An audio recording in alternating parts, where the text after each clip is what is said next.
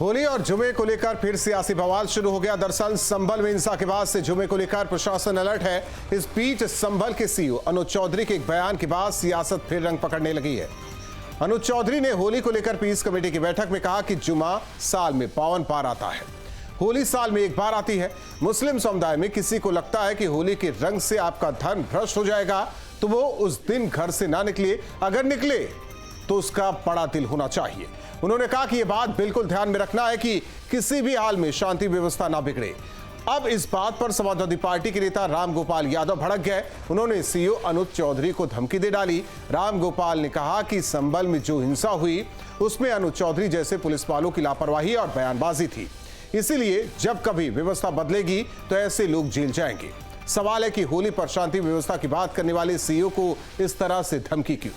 क्या हिंदू त्योहारों पर विपक्ष तुष्टीकरण का खेल खेलने की कोशिश कर रहा है? दो टूक में करेंगे चर्चा, पहले सुनते हैं बयान। अनूप चौधरी ने तो दंगा ही कराया था। अनूप चौधरी कह रहे थे गोली चलाओ गोली चलाओ। देखा सबने कि नहीं देखा? सबने देखा है। वही सीईओ थे जो हुआ था, तो वो उनसे क्या उम्मीद करोगे? कोई ठीक बात करें। जब कभी व्यवस्था बदलेगी तो ऐसे लोग तो जेलों में रहेंगे। ये देश हमारा मिली जुली संस्कृति का देश है। होली, दिवाली, ईद, ये सब मिलजुल करके लोग मनाते हैं। और आगे मेरी ऐसे पुलिस अधिकारी को सिर्फ यही राय है कि आप पुलिस की वर्दी पहनकर राजनीतिक भाषणबाजी ना करें। संविधान ने जो आपको अधिकार दिया है उसको ईमानदारी से निर्वाह करें, लॉ एंड ऑर्डर मेंटेन करने का काम करें। समाजवादी पार्टी हर निर्णय में सांप्रदायिकता उन्माद खोजना चाहती है। सांप्रदायिक रूप से मामला संगीन हो, दो समुदाय के लोग भिड़ें और एक समुदाय के पक्ष में ये खड़े दिखें, जिससे इनके वोट बैंक को लगे। मुझे लगता है हिंदू और मुसलमान दोनों जागृत हो चुके हैं, समझदार हो चुके हैं, एक दूसरे के त्योहार का सम्मान करते हैं। और सीईओ का जो बयान है वो केवल त्योहारों के सम्मान के लिए आया है, उसको हिंदू और मुसलमान में बांट के देखना नहीं चाहिए। और ऐसे में बड़े सवाल, संभल में होली पर हिंदू मुसलमान आपस में क्यों मचा घमासान? ईद से प्यार, होली पर तकरार, त्योहारों से ये कैसा व्यवहार? 52 जुमे वाले बयान पर सियासी खेल, रामगोपाल भेजेंगे सीईओ को जेल। हिंदू त्योहारों पर हो सद्भाव, विपक्ष को क्यों लग रहा भेदभाव? संभल में होली पर होगा अनुशासन, उपद्रव बर्दाश्त नहीं करेगा प्रशासन। इन्हीं सवालों के साथ मेहमानों से करेंगे चर्चा। हमारे साथ मेहमान जुड़े आनंद दुबे, प्रवक्ता बीजेपी, भुवन जोशी, प्रवक्ता समाजवादी पार्टी, अजय वर्मा जी, कांग्रेस के नेता। आप तीनों मेहमानों का स्वागत है। दो टूक में भुवन जोशी जी, शायद उस पीस कमेटी में सीईओ अनुज चौधरी की पूरी बात रामगोपाल यादव ने नहीं सुनी। एक तरफा सुनकर उन्होंने कह दिया कि सत्ता परिवर्तित अगर होता है आने वाले दिनों में तो ऐसे लोग जेल में होंगे। सवाल इस बात को लेकर है कि ये जो होली और जुमे की नमाज वाला मामला है, इसमें एक पक्ष को क्यों लग रहा है आप लोगों को कि उनसे ये बातें कही गई, जबकि पूरे बयान को उठाकर देखेंगे तो उसमें यह भी कहा गया है अगर कोई हिंदू होली नहीं खेलना चाहता, जबरदस्ती आप उस पर रंग डालते हैं, मामला कुछ गलत होगा तो कार्रवाई होगी। कार्रवाई सब पर होगी, शांति व्यवस्था बनी रहे, इसलिए यह कहा गया। लेकिन कई ऐसे बयान हैं, अगर हम पीछे की भी बात करें, तनख्वाहिए वाला, जूते साफ करवाएंगे, और अब तो जेल में डलवाने वाली बात आ गई। देखिए, जो भी जनता के सुरक्षा के लिए कर्मचारी नियुक्त होते हैं, उनका काम होता है सब अपने संवैधानिक दायित्व को पूरा करके दोनों पक्षों के बीच में और जिस क्षेत्र में उनकी तैनाती है उस क्षेत्र में शांति हो। और राजनीतिक बयान करने का अगर किसी को शौक चढ़ गया है तो वर्दी उतार कर भारतीय जनता पार्टी की सदस्यता लेकर क्यों नहीं चुनावी मैदान में चले जाते? अपने कर्तव्य का पालन करें, संविधान को समझें, भाषा संवैधानिक इस्तेमाल करें। किसी एक वर्ग विशेष को खुश करने के लिए एक वर्ग पे चोट करने का काम, जैसा कि ट्रैक रिकॉर्ड भी उनका निकल के आता है, जो माननीय रामगोपाल जी ने कहा है, गोली चलाने का आदेश का बात हो तो वो दिखाई देती है, उनकी बॉडी लैंग्वेज बताती है। और निश्चित तौर पे सरकार के बिना उन पे कृपा हुई ऐसे शब्द कोई अधिकारी बोलने की हिम्मत नहीं कर पाता है। सरकार का संरक्षण है, इसलिए उनके ऐसे शब्द निकल रहे हैं। और ज्यादा बयानबाजी से बचना चाहिए। अधिकारी को केवल अपने जो सभी दोनों किस तरह से उनके क्षेत्र में शांति हो, होली का त्योहार शांति से निपटे, इस ओर ध्यान देना चाहिए। ज्यादा बयानबाजी का काम ये लीडरशिप का काम है, लीडरशिप को करने दिया। आनंद दुबे, सुना आपने भुवन जोशी जी को। एक पक्ष के लिए ही काम प्रशासन करता है, दूसरे पक्ष के लिए तो काम होता ही नहीं है। देखिए राहुल जी, जब हमने उत्तर प्रदेश में 2017 में सत्ता संभाली थी, तो स्थिति उसके पहले क्या थी? कोई उत्तर प्रदेश का बड़ा शहर, चाहे मुजफ्फरनगर हो, अलीगढ़ हो, बरेली हो, बदायूं हो, प्रतापगढ़ हो, एटा हो, बनारस हो, प्रयागराज हो, कोई शहर आप नाम लीजिए ऐसा नहीं था जहां दंगे नहीं होते। 17 के बाद में चाहे ईद हो या बकरीद, होली हो या दिवाली, न कोई कर्फ्यू न कोई दंगा, इसीलिए है उत्तर प्रदेश चंगा। इसीलिए उत्तर प्रदेश में निवेश आ रहा है, उत्तर प्रदेश आगे बढ़ रहा है। अब मैं आता हूं जो सीओ की बात है उस पर, जिसको राम गोपाल जी जेल भेजने की बात कर रहे हैं। ये लोग 17 के बाद से, जब से सत्ता से दूर हुए हैं, रोज किसी न किसी को जेल भेजते हैं, रोज धमकी देते हैं। कभी अधिकारियों को देते हैं, कभी संस्थाओं को देते हैं, कभी विपक्ष को देते हैं, कभी कभी तो ये जनता को भी देते हैं। आपने देखा ही होगा बदायूं में चुनाव के समय शिवपाल जी ने कैसे कहा था। तो धमकी देना इनकी आदत है। दरअसल इन्हें ऐसा लगता है कि उत्तर प्रदेश इनकी जागीर है और इनसे छीन ली गई, जिसे ये वापस पाना चाहते। इस पीड़ा से ये बाहर नहीं निकल पाए हैं, तो इसीलिए ये खुद को अधिकार मानकर धमकी देने का काम करते। सीओ अनुज चौधरी ने स्पष्ट रूप से कहा कि जो भी विघ्न डालने की कोशिश करेगा, खलल डालने की कोशिश करेगा, चाहे वो हिंदू हो या मुसलमान, उसके खिलाफ कार्रवाई होगी। उन्होंने कहा कि चूंकि जुमा जो है वो हर शुक्रवार को ही आता है, वो नमाज अता करते हैं, होली साल में एक बार आती।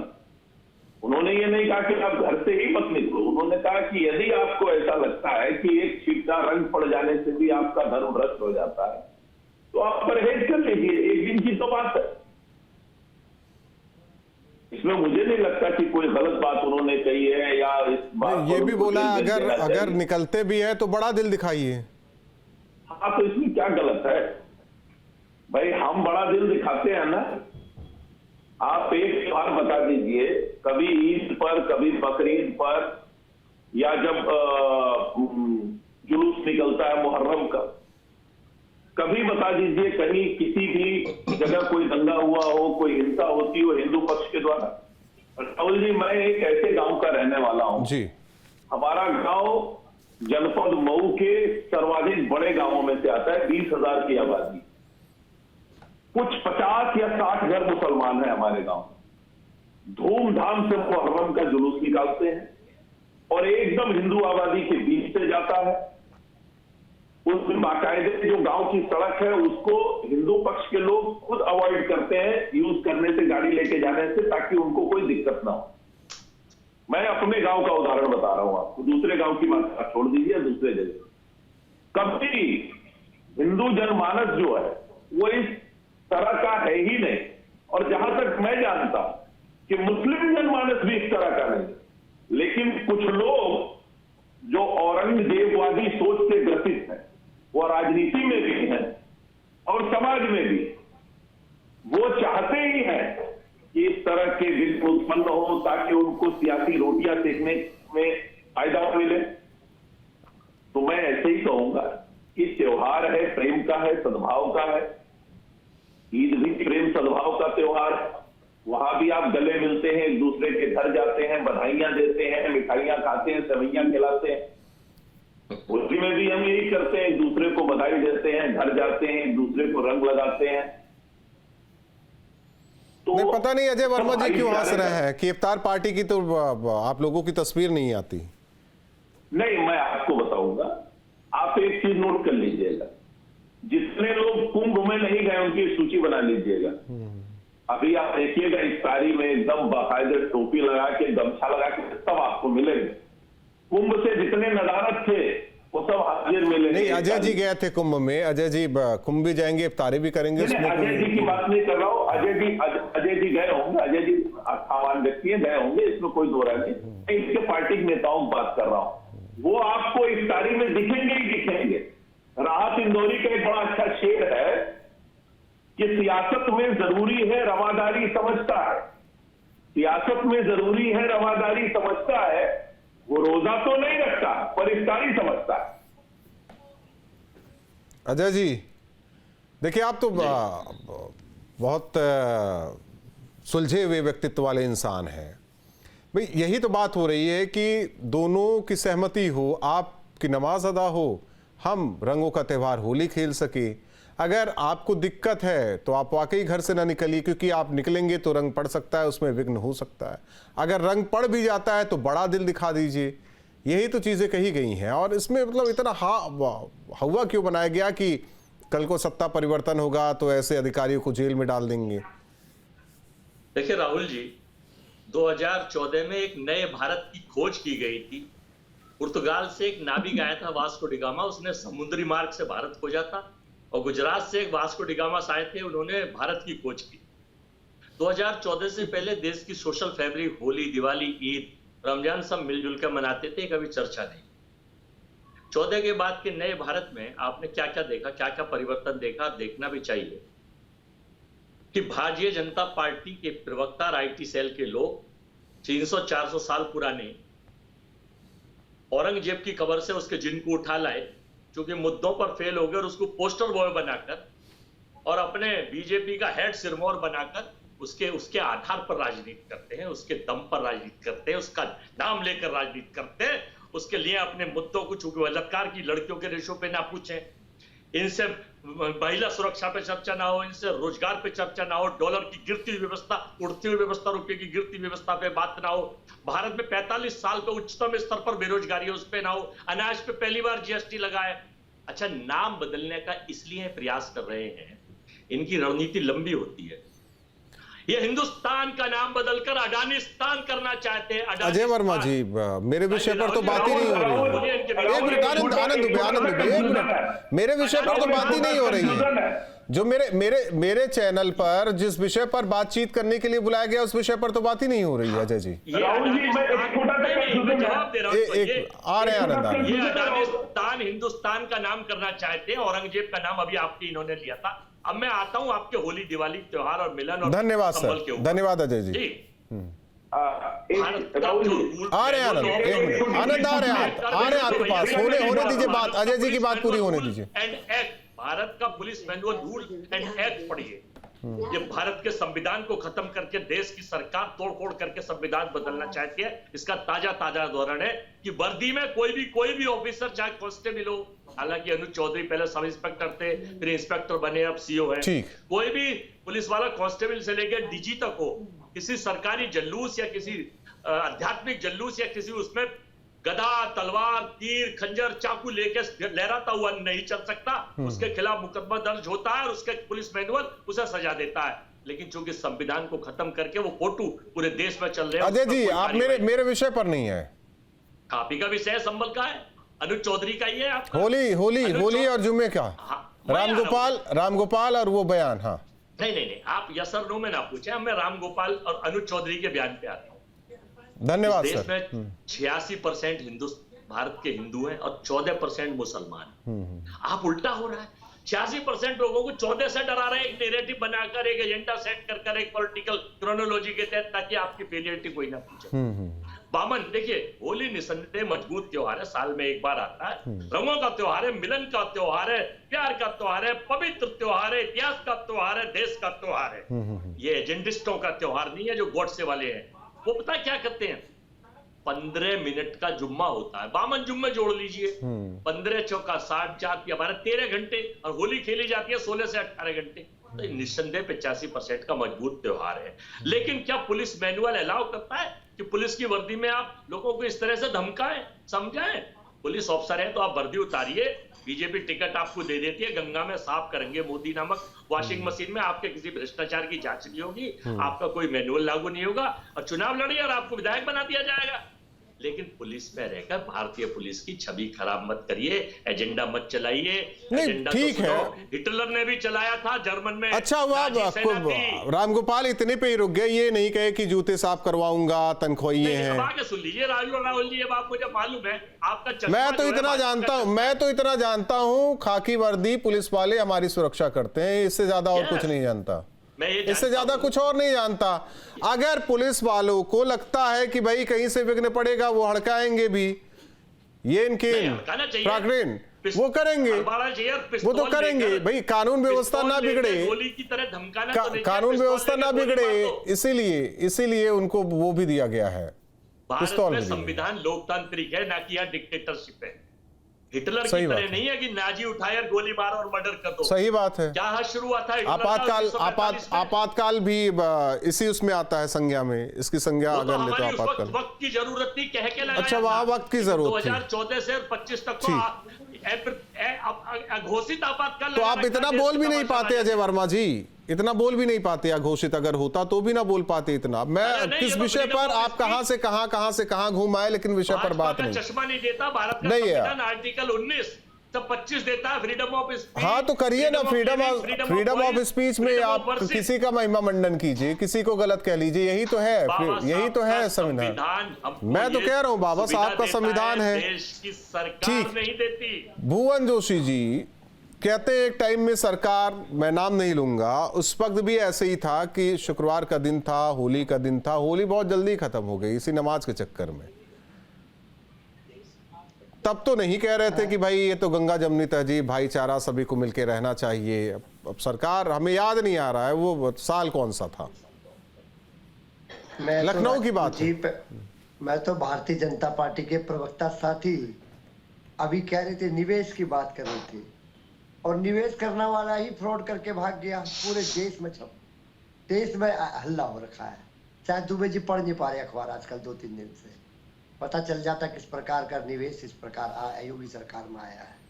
फर्जीवाड़ा टोटल, पूरा देश हंस रहा है। अब आ जाता हूँ मैं आपके सवाल पर राहुल जी, क्योंकि जिम्मेदारी बनती है हमारी।